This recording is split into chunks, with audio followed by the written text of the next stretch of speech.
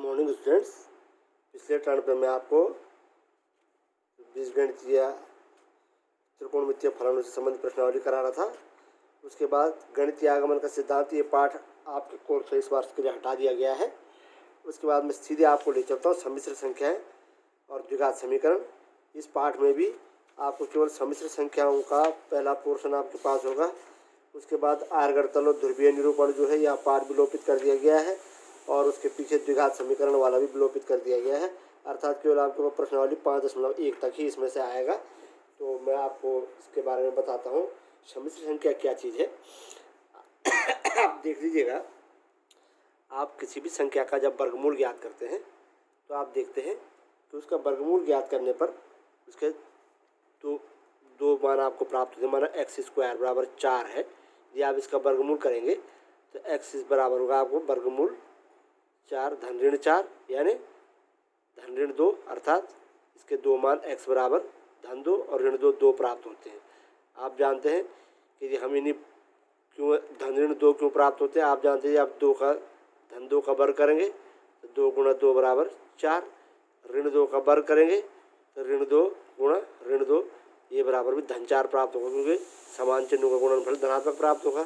इस प्रकार किसी वर्ग संख्या के दो वास्तविक मान तुमको प्राप्त होते हैं। पूर्ण वर्ग संख्या यदि कोई है तो उसके आपको 2 बराबर वास्तविक मान प्राप्त होते हैं।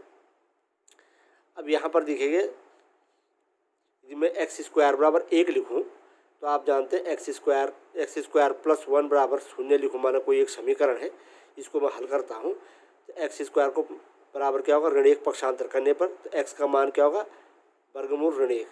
अब आप जानते हैं ऋणात्मक संख्या है, जब यह ऋणात्मक संख्या है तो इसका वर्गमूल हम कैसे ज्ञात करेंगे। तो इसका वर्गमूल जब ज्ञात करेंगे तो हमको एक वास्तविक संख्या प्राप्त नहीं होती है। हम इस ऋण 1 के वर्गमूल को i से प्रदर्शित करते हैं, जो कि अधिकल्पित संख्या या काल्पनिक संख्या का प्रतीक है। ठीक है ना। और इस प्रकार हम जानते हैं i² बराबर क्या होगा, ऋण 1 का वर्गमूल ऋण 1 का वर्ग, यानी वर्गमूल का वर्ग माना ऋण 1 है ना। तो इस प्रकार यदि हम किसी भी संख्या को इस i से गुणा कर दें तो i से गुणा करने पर वह संख्या क्या बन जाएगी, एक काल्पनिक संख्या बन जाएगी, आभासी संख्या बन जाएगी। तो हम यदि किसी भी संख्या को इस प्रकार से a + ib के रूप में लिखें तो इस संख्या के दो भाग बन जाते हैं। ये पहला भाग जो कि वास्तविक है, जिसको दूसरा भाग जिसको हमने i से गुणा किया है ये हो जाता है क्या, काल्पनिक।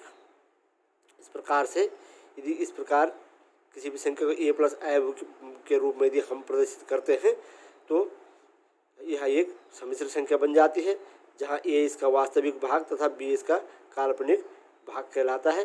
भले a और b वास्तविक संख्याएं हैं, लेकिन चूँकि हम किसी वास्तविक संख्या को यदि i से गुणा कर दें तो हमें एक काल्पनिक संख्या प्राप्त होती है, या वह संख्या एक काल्पनिक संख्या प्राप्त हो जाती है। इस प्रकार हम किसी भी सम्मिश्र संख्या को जिसके दो भाग हों, एक भाग वास्तविक हो और एक भाग काल्पनिक हो, ऐसी संख्या को z बराबर a + ib के रूप में निरूपित करते हैं। और इसके लिए z बराबर a + ib में से a को हम क्या कहते हैं, वास्तविक भाग कहते हैं, इसको REZ रियल पार्ट से, तथा b को हम काल्पनिक भाग कहते हैं तथा IMG इमेजिनरी पार्ट्स के द्वारा हम इसको निरूपित करते हैं। जैसे z बराबर 2 धन 3 i यदि मैंने लिख दिया, इसमें क्या होगा, 2 इसका वास्तविक भाग है तो 3 क्या इसका काल्पनिक भाग है।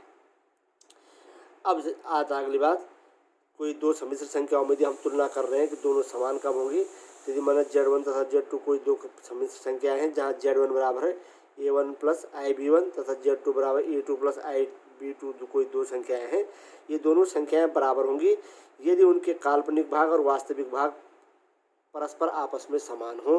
अर्थात इसका z1 संख्या का वास्तविक भाग बराबर z2 संख्या का वास्तविक भाग, z1 संख्या का काल्पनिक भाग बराबर z2 संख्या का काल्पनिक भाग। जब ऐसी स्थिति आए कि दोनों संख्याओं के वास्तविक भाग आपस में बराबर हो तथा काल्पनिक भाग भी आपस में बराबर हो, तो हम कह सकते हैं कि ये दोनों संख्या z1 तथा z2 क्या होंगे, आपस में समान होंगे, है ना। अब आता सम्मिश्र संख्याओं का बीजगणित। सम्मिश्र संख्याओं के बीजगणित के अंतर्गत हम जब किन्हीं भी दो सम्मिश्र संख्याओं को जोड़ते हैं तो जोड़ने पर हम उनका जोड़ जो होता है, माना Z1 बराबर a प्लस आई बी तथा Z2 बराबर c प्लस आई डी कोई दो सम्मिश्र संख्या है, तो इनका योग Z बराबर Z1 प्लस Z2 बराबर क्या होगा, इनके वास्तविक भागों का योग धन काल्पनिक भागों का योग। इस प्रकार से हम जोड़ लेते हैं और ये इस प्रकार से वह इनका योग भी हमें एक सम्मिश्र संख्या प्राप्त होती है। अब आता है अगली चीज़ कि सम्मिश्र संख्याओं के बीजगणित के अंतर्गत सम्मिश्र संख्याओं का योग और उसके गुणधर्म। सबसे पहला गुण आता है सम्मिश्र संख्याओं के योग का, किन्हीं दो सम्मिश्र संख्याओं को जोड़ने पर हमें एक सम्मिश्र संख्या ही प्राप्त होती है। इसे कहते हैं हम सम्बरक नियम, है ना। किन्हीं दो सम्मिश्र संख्याओं को आपस में जोड़ने पर हमें क्या होगी, एक सम्मिश्र संख्या ही प्राप्त होती है। इसे कहते हैं हम सम्मिश्र संख्याओं के योग का सम्बरक नियम। अर्थात यदि Z1 और Z2 कोई दो सम्मिश्र संख्या हो तो Z1 प्लस Z2 बराबर क्या होगा, Z एक सम्मिश्र संख्या ही होगा। जैसे मैं एक एग्जाम्पल लिख रहा हूँ, माना Z1 बराबर है 2 प्लस 3i तथा Z2 बराबर एक संख्या तुम्हारे पास में 5 प्लस 2i। तो Z1 प्लस Z2 बराबर क्या होगा, हम क्या जब इनको जोड़ेंगे तो इनके वास्तविक भागों को एक साथ जोड़ेंगे तो काल्पनिक भागों को एक साथ जोड़ेंगे, 3i प्लस 5 प्लस 2i कितना हो जाएगा, 2 plus 3i plus 5 plus 2i। अब हमने वास्तविक भाग, इसका वास्तविक भाग है, इसका वास्तविक भाग है, तो 2 प्लस 5 प्लस इन दोनों में क्या है, आई कॉमन है, इसे क्या होगा 3 प्लस 2, 3 की जगह 5 है तो 7 प्लस 5, 3 है तो 5i। इस प्रकार हमको देखो कि दो सम्मिश्र संख्याओं को जोड़ने पर हमें क्या हो रही है, सम्मिश्र संख्या ही प्राप्त होती है। यह है सम्मिश्र संख्याओं के योगफल का सम्बरक नियम। नंबर दूसरा नियम मैं संक्षिप्त में आपको बताऊंगा। किन्हीं भी दो सम्मिश्र संख्याएं Z1 और Z2 है माना, तो Z1 प्लस Z2 बराबर उतना ही होगा जितना Z2 प्लस Z1 होगा। अर्थात उनके क्रम का उनके योगफल के निर्धारण पर कोई प्रभाव नहीं पड़ता है। इसे कहते हैं हम क्रम विनिमय का नियम।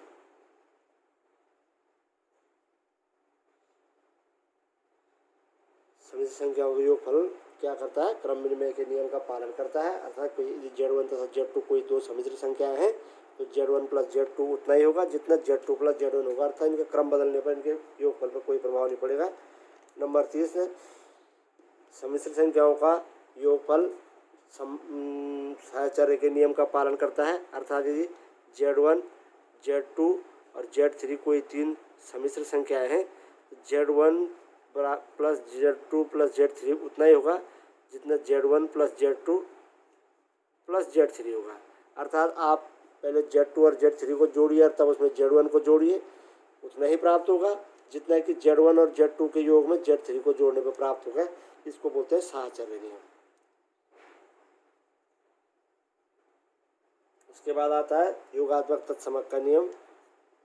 योगात्मक तत्समक का अस्तित्व क्या कहता है, देखो किसी भी सम्मिश्र संख्या Z बराबर a प्लस आई बी के लिए एक कोई सम्मिश्र संख्या Z equal to 0 plus 0i एक ऐसी सम्मिश्र संख्या होती है, इसको मैं डैश प्रदर्शित कर देता हूँ ना। एक Z डैश बराबर 0 प्लस 0i ऐसी संख्या होती है कि Z प्लस Z डैश बराबर Z प्राप्त होता है। अब आप देख लीजिएगा Z बराबर है a plus i b plus 0 plus 0i। यदि आप इनके वास्तविक भागों को जोड़ें काल्पनिक भागों को जोड़ें तो कितना आएगा, a plus 0 plus b plus 0i यानी a प्लस 0ib है ना, यानी Z है ना। तो किसी भी सम्मिश्र संख्या के लिए योगात्मक तत्समक का अस्तित्व होता है। एक इस प्रकार की सम्मिश्र संख्या 0 प्लस 0i होती है जिसको कि हम योगात्मक तत्समक अवयव कहते हैं। इसको कहते हैं हम योगात्मक तत्समक अवयव, ठीक है ना। अब अगला आता है पांचवा योगात्मक प्रतिलोम। योगात्मक प्रतिलोम क्या चीज़ है देख लीजिएगा। किसी भी सम्मिश्र संख्या के लिए एक दूसरी सम्मिश्र संख्या का अस्तित्व इस प्रकार से, मान एक सम्मिश्र संख्या Z है, इसके लिए दूसरी सम्मिश्र संख्या का अस्तित्व इस प्रकार से होगा -Z, जिसको इनमें जोड़ने पर इनका योग 0 प्राप्त है ना। माना देखिएगा एक समिश्र संख्या ए बराबर है ए प्लस आई बी और दूसरी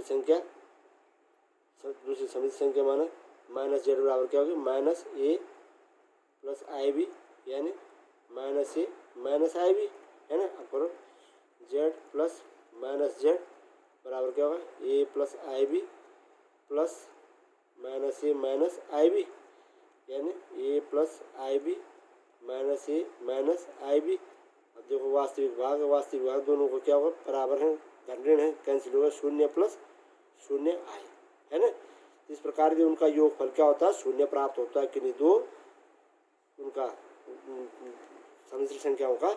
तो हम ये कह सकते हैं कि दोनों परस्पर एक दूसरे के योगात्मक प्रतिलोम हैं। जैसे एग्जाम्पल में देता हूँ जैसे मान तुम्हारे पास एक संख्या है z1 बराबर है 2 प्लस 3i है ना तथा z2 बराबर है -2 माइनस 3i। तो चूँकि z1 प्लस z2 बराबर क्या होगा 2 plus 3i minus 2 minus 3i इसका टू कितना जगह देखो वास्तविक भाग दो धन ऋण दो शून्य काल्पनिक भाग दोनों बराबर है शून्य है ना। इसलिए क्या होगा ये z1 बराबर 2 प्लस 3i z2 बराबर -2 माइनस 3i का क्या होगा योगात्मक प्रतिलोम होगा। इस प्रकार आप सामान्य तौर पर ये कह सकते हैं किसी भी समिश्र संख्या का योगात्मक प्रतिलोम उसकी ऋणात्मक संख्या करके प्राप्त होती है अर्थात हम उसके आगे ऋण चिन्ह लगाएंगे तो हम उसका योगात्मक प्रतिलोम हमें प्राप्त होता है। चलिए साहब उसके बाद नेक्स्ट आता है आपके पास समिश्र संख्याओं का अंतर। यदि माना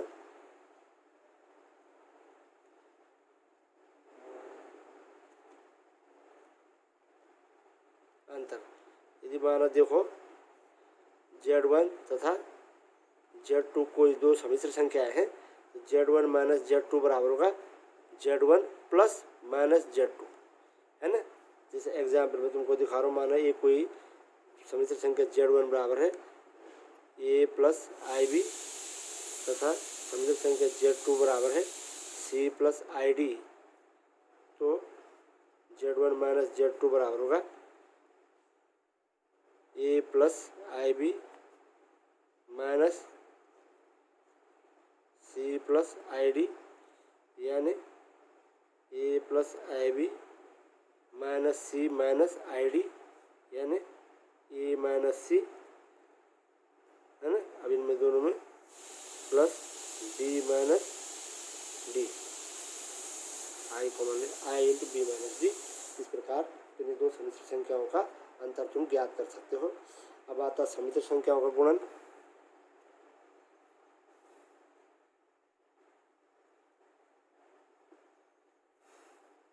देखो समिश्र कोई दो संख्या है समिश्र संख्या z1 बराबर a प्लस आई बी तथा z2 बराबर है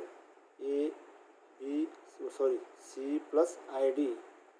तो z1 इंटू z2 बराबर क्या होगा देखो a plus i b into c plus i d. अब आप इनको गुणान कीजिएगा तो हो जाएगा a C plus i B c इससे कीजिएगा plus i a d plus i square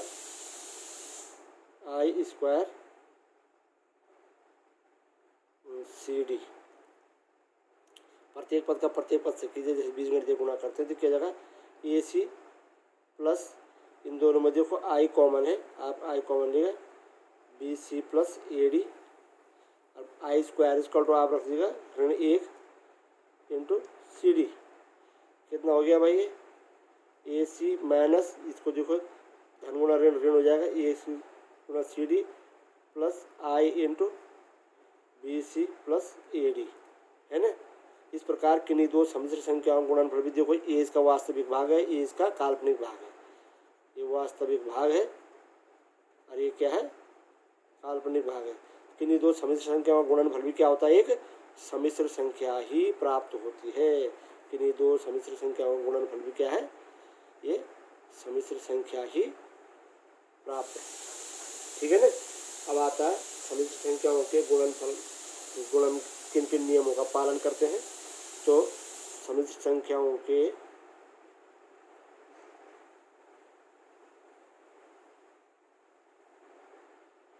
गुणन के गुणधर्म, जैसे मैंने योग के गुणधर्म दिखाए ऐसे गुणन के गुणधर्म दिखा रहा हूँ।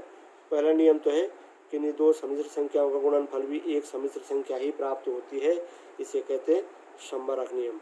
अर्थात किन्हीं दो सम्मिश्र संख्याओं का गुणनफल समवर्ग के नियम का पालन करता है। नंबर दूसरा, किन्हीं दो सम्मिश्र संख्याओं का गुणनफल क्रम विनिमय के नियम का पालन करता है। अर्थात Z1 Z2 का गुणनफल उतना ही होगा जितना Z2 Z1 का होगा। ठीक है ना, ये हो गया क्रम विनिमय के नियम। अगला नियम आता है साहचर्य का नियम। किन्हीं तीन सम्मिश्र संख्याओं Z1 Z2 और Z3 के लिए Z1 इंटू Z2 Z3 उतना ही होगा जितना Z1 into Z2 into Z3 होगा। अर्थात यह साहचर्य के नियम का पालन करता है। किन्हीं तीन सम्मिश्र संख्याओं Z1 Z2 Z3 के लिए Z1 इंटू Z2 Z3 उतना ही होगा जितना Z1 इंटू Z2 के गुणनफल में Z3 का गुणनफल करेंगे। तो किन्हीं तीन सम्मिश्र संख्याओं का गुणनफल क्या होगा, साहचर्य के नियम का पालन करता है। अगला नियम आता है गुणात्मक तत्समक। चौथा गुणात्मक तत्समक। आप अपनी बुक्स में देख लेना, ये नियम विस्तार से लिखे, मैं केवल तुमको इंट्रोडक्शन के लिए समझा रहा हूँ। गुणात्मक तत्समक, देखो यदि किसी भी सम्मिश्र संख्या को एक ऐसी संख्या से गुणन करें, माना कोई सम्मिश्र है कि जिनका गुणनफल क्या होगा, वही संख्या प्राप्त हो, तो हम कहेंगे गुणात्मक उसका गुणात्मक। जैसे माना हमने कहा प्राकृतिक संख्याओं के लिए हमने कहा माना कोई संख्या 3 को मैं 1 से गुणा करूँगा तो 3 ही प्राप्त होगा, 10 को 1 से गुणा करूँगा तो 10 ही प्राप्त होगा। तो एक क्या होगा, इनका गुणात्मक तत्समक है। ऐसे ही सम्मिश्र संख्याओं के लिए भी एक ऐसी संख्या जिसको किसी सम्मिश्र संख्या से गुणा करने पर वह संख्या अपरिवर्तित रहे या उनका गुणनफल वही संख्या प्राप्त हो, तो हम उसे कहते हैं उसका गुणात्मक तत्समक। और किसी सम्मिश्र संख्या के लिए एक संख्या Z बराबर 1 प्लस 0i गुणात्मक तत्समक अवयव होती है।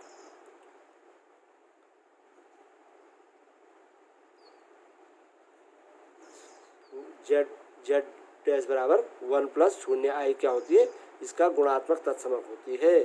ठीक है नी, क्योंकि किसी भी सम्मिश्र संख्या को माना Z बराबर है 2 प्लस 3i है ना, तो मैं जिसको Z बराबर 2 प्लस 3i को माना मैं 2 प्लस 3i को मैं इस संख्या 1 प्लस 0i से गुणा करूँगा तो क्या आएगा भाई, अधिकल्पित भाग 0 है तो 0 हो जाएगा। ये अगर 2 प्लस 3i है ना, अर्थात आपको वही संख्या प्राप्त हो रही है ना, इसलिए यह क्या होगा, इसका गुणात्मक तत्समक का अवयव होता है। उसके बाद अगला आता है गुणात्मक प्रतिलोम।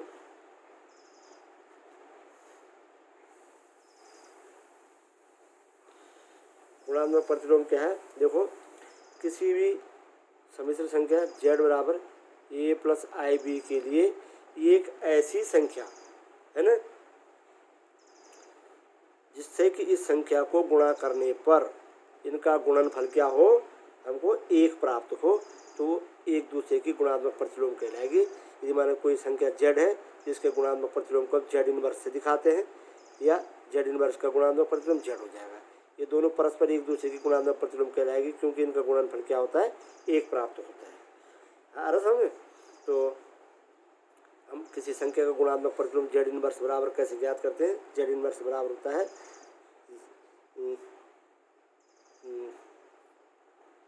किसी संख्या Z बराबर a प्लस IB के लिए Z इनवर्स बराबर a upon a square plus b square i plus b upon a square plus b square i, ये इसका गुणात्मक प्रतिलोम होती है। यदि मैं इनका गुणनफल करूँगा तो क्या होगा, इनका गुणनफल 1 प्राप्त होगा। तो कहीं कहीं पर गुणात्मक प्रतिलोम को Z इनवर्स से और कहीं पर 1/Z से भी प्रदर्शित किया जाता है। अब आता अगला नियम बंटन का नियम। बंटन का नियम ये कहता है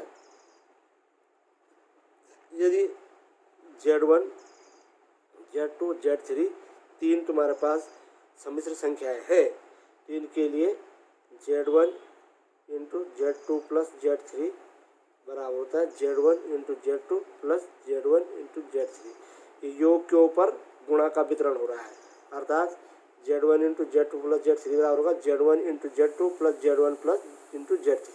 अर्थात जो बाहर जो संख्या है इससे दोनों सम्मिश्र संख्या अंदर की जो है ये गुणा हो जाएंगी, इनका योग बना जाएगा। या आप ऐसा भी कह सकते हैं इसको कि Z1 प्लस Z2, चाहे क्रम आगे पीछे हो कोई फर्क नहीं पड़े, Z3 बराबर होगा Z1 Z3 plus Z2 Z3। इस प्रकार से इसे कहते हैं हम बंटन का नियम। तो अब आता है सम्मिश्र संख्याओं का भागफल।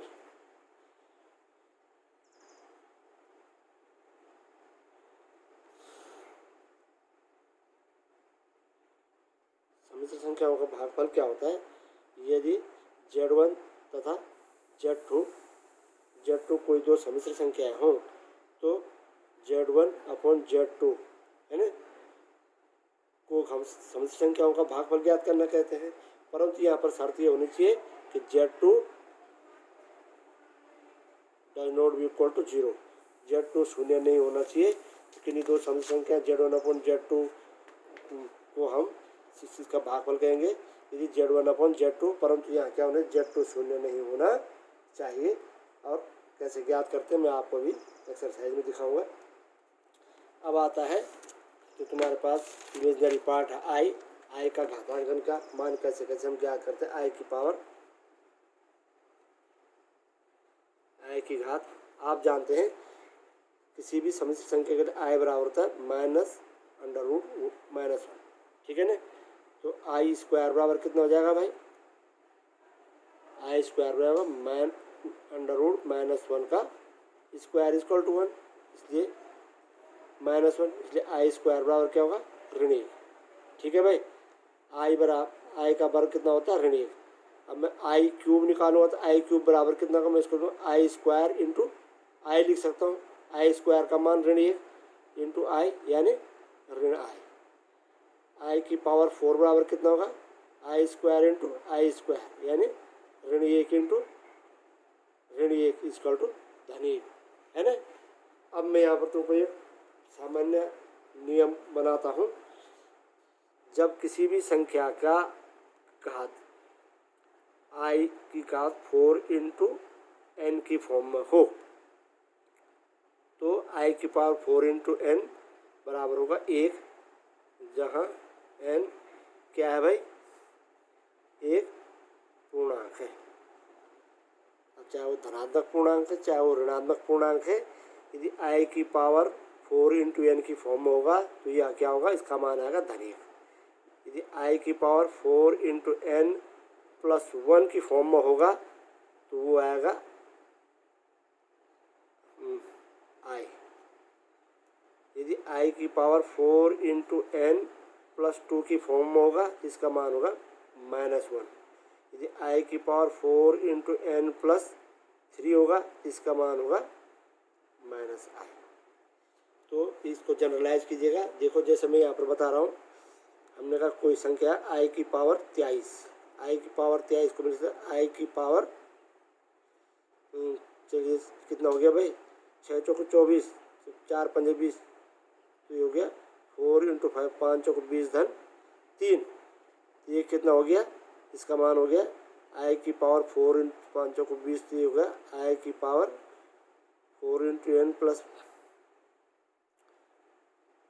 आई की पावर 4 की पावर 5 यूँ लिख दूंगा मैं इसको।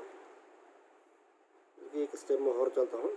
आई की पावर 4 इंटू 5 इंटू आई की पावर 3 में ऐसे लिख सकता हूँ ना घातांक के नियम से। अब ये हो जाएगा आई की पावर 4 की पावर 5 में लिख सकता हूँ इंटू इसको मैं लिख दूँगा आई स्क्वायर इंटू आई, घातांक के नियम से कर सकता हूँ ना ऐसा। आई की पावर 4 इक्वल टू 1 की पावर 4 की पावर 5 इंटू आई स्क्वायर बराबर -1 इंटू आई, तो कितना हो गया? 1 into -1 into i equal to -i, है ना। तो देखो आई की power 4 into n plus 3, i की power 4 into n plus 3 equal to कितना है? -i। आ गया नहीं आ गया। तो जहाँ पर भी आप इसको इस तरह से बड़े बड़े घातांक तुम्हें दिए होंगे तो तुम इस प्रकार से उनको कर सकते हो कि 4 के गुणज के बाद यदि एग्जैक्ट 4 के गुणज में होगा तो उसका मान धन 1 होगा, यदि 4 के गुणज से 1 अधिक होगा तो उसका मान i होगा, यदि 4 के गुणज में 2 अधिक होगा तो -1 होगा, यदि 4 के गुणज में 3 अधिक होगा तो -i होगा। अभी जो सवाल आएंगे उनमें आप उसको देख लेना, समझ लेना। तो चलिए अब आपके पास आता है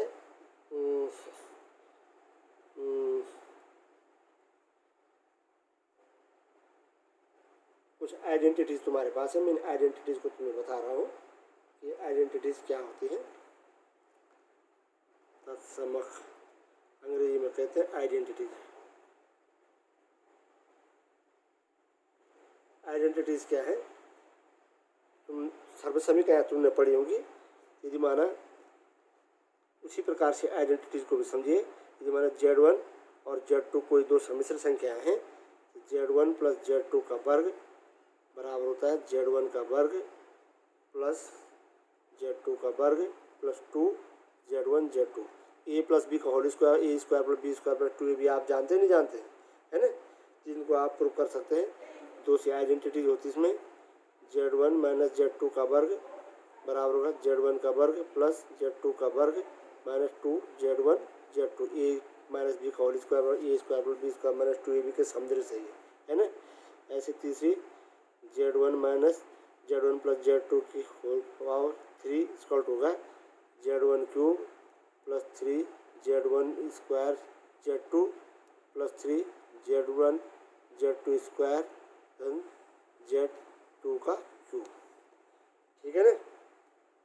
ऐसी चौथी आइडेंटिटी होगी तुम्हारे पास Z1 माइनस Z2 का क्यूब, ये बराबर हो जाएगा तुम्हारे पास Z1 क्यूब, जैसे a प्लस बी का whole cube, a minus B का होल क्यूब, बिल्कुल same identity. Minus 3 Z1 square Z2 minus plus 3 Z1 Z2 का होल स्क्वायर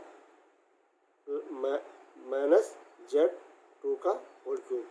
तो ये आइडेंटिटी हो गई। और लास्ट आइडेंटिटी मैंने थोड़ी जगह कम यहीं पे लिख देता हूँ, 5वीं आइडेंटिटी हो जाएगा Z1 square minus Z2 square equal होगा Z1 plus Z2 into Z1 minus Z2। आपने गुणनखंड पढ़े होंगे, आपने वहाँ पर इन बीजगणितीय समीकरणों को देखा होगा है ना, कि a प्लस बी का whole square, a minus B का whole square, a plus B का whole cube, a minus B का whole cube, a square minus B square. उन्हीं के सादृश्य तुम्हारे पास ये आइडेंटिटीज है, इनको आप समझ लीजिएगा। अब आता है किसी सम्मिश्र संख्या का मापांक तथा संयुग्म कैसे ज्ञात करते हैं हम। सबसे महत्वपूर्ण है सम्मिश्र संख्या का मापांक तथा संयुग्म। देखो यदि z बराबर a प्लस IB कोई एक सम्मिश्र संख्या है तो इसका मापांक मॉडुलस z बराबर होता है इसके अधिकल्पिक तथा काल्पनिक भागों के वर्गों का योग, तथा इसको मापांक पड़ेगा। हाँ, तो z का मापांक है ना मॉडुलस z बराबर इतना, तथा संयुग्मी इसको हम z बार कहते हैं। z बार बराबर कितना होगा तुम्हारे पास, इसको तुम निकालोगे तो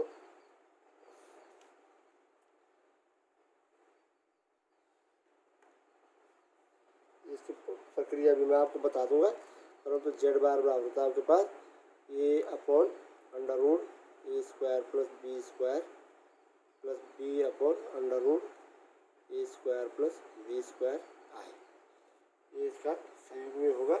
और आप इसको कैसे ज्ञात करेंगे इसका तरीका मैं आपको बताऊंगा। इसको कई बार जो इसका इन्वर्स है उसको भी वह इसके संयुग्मी के ही बराबर होता है। ठीक है ना।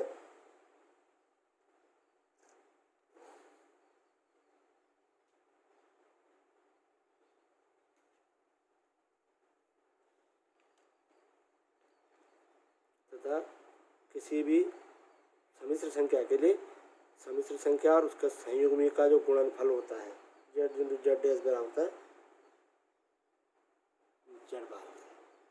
ठीक है ना, तो आप इसको ज्ञात कर सकते हैं। अब मैं आपको इसका बता देता हूँ कैसे आप इसका सही में ज्ञात करेंगे। चलिए साहब, अपनी किताब में चलिए, प्रश्न संख्या प्रश्नावली 5.1। आप अपनी किताब में इन सूत्रों को विस्तार से देख लीजिएगा। प्रत्येक पाठ के अंत में ब्लू बॉक्स में भी तुमको सूत्रों का संकलन दिया हुआ है, आप वहाँ से भी सूत्र ले सकते हैं और विस्तार से आप इस चीज़ को समझिए। जहाँ पर कोई शंका हो तो पूछ लीजिएगा। सवाल नंबर 1 से 10 में कह सम्मिश्र संख्याओं को a + ib के रूप में लिखेगा। पहला कह रहा हो एक संख्या दे रखी तुम्हें 5i × -3/5i। अब आप इसको a + ib के रूप में लिखना है। आप चलिए साहब इसको हल कीजिएगा। ये होगा 5 × 3/5, ये तो हो गया इसका न्यूमेरिकल पार्ट, इंटू i कितना हो जाएगा भाई? ये 5 से 5 कटा -3 और i × i स्क्वायर, और i स्क्वायर का मान कितना होता है? ऋण 1, तो 3 एकम 3। अब इसका काल्पनिक भाग नहीं दिख रहा है तुम्हें, तो इसको आप लिखेंगे इंटू i0, है ना। इसलिए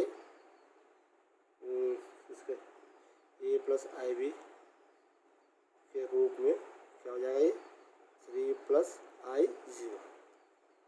इस तरह से आप इनको हल कर देंगे। ऐसे ही देखो सवाल नंबर उसमें कर रहा है i⁴ + i⁴ 19। अब i⁴ को आप क्या लिखेंगे? i⁴ 4 दूनी 8 धन 1। सेकंड में देखिएगा i⁴ + i⁴ 19।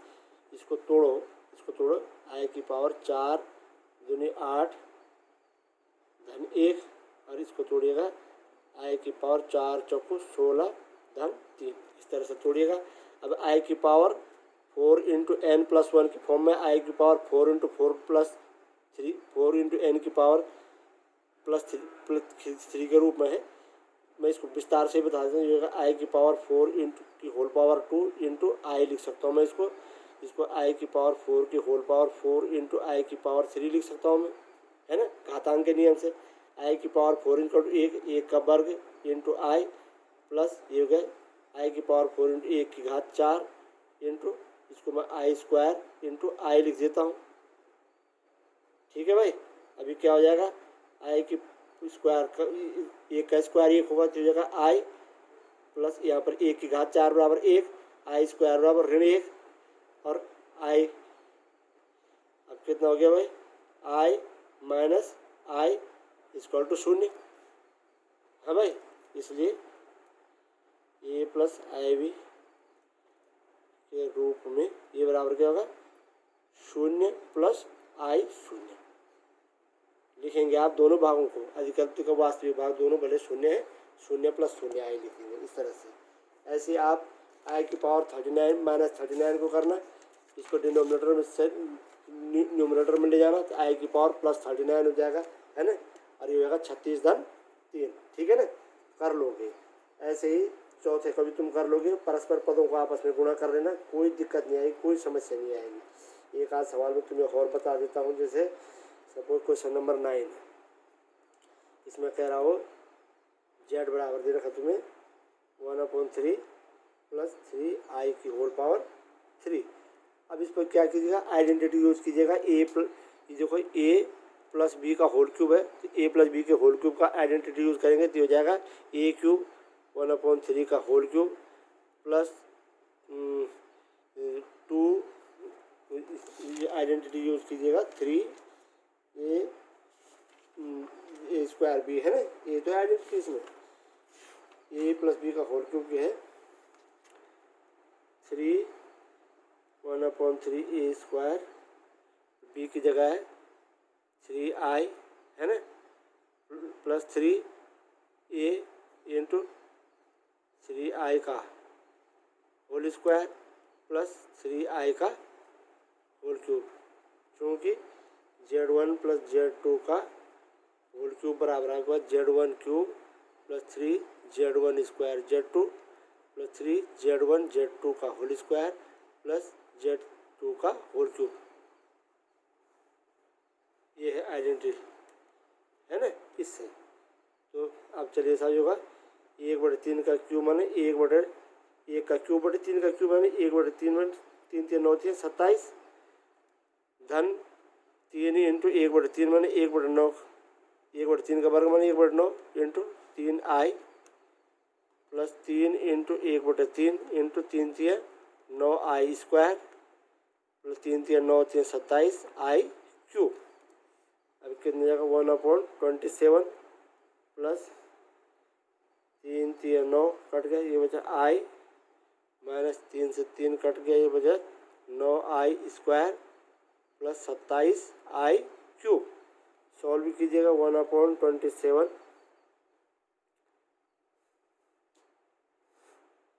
प्लस आई 9i स्क्वायर प्लस 9 इंटू आई का स्क्वायर का मान हो गया ऋण 1 प्लस 27 इंटू इसको आई स्क्वायर इंटू आई लिख दूंगा मैं 1/27 प्लस आई माइनस 9 प्लस 27 इंटू -1 इंटू आई 1/27 माइनस 9 इसको मैं कांस्टेंट पार्ट एक तरफ ले आता हूँ प्लस आई माइनस 27 आई।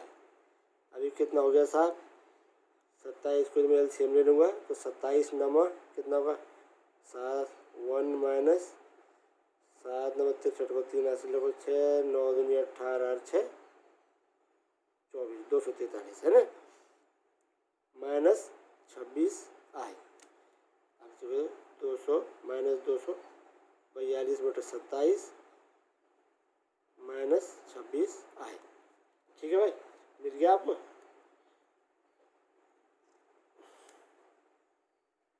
रूप में क्या हो गया ये -242/27 माइनस